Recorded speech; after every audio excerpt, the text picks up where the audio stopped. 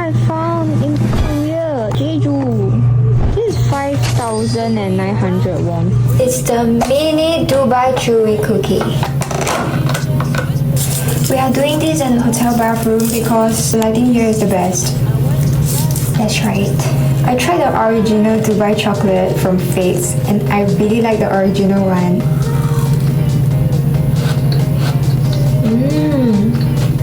It's not bad.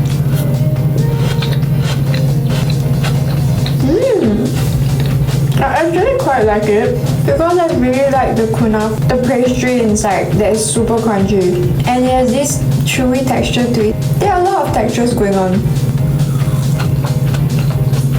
Now I'm thinking whether I would prefer the bigger one. Thanks for watching, bye!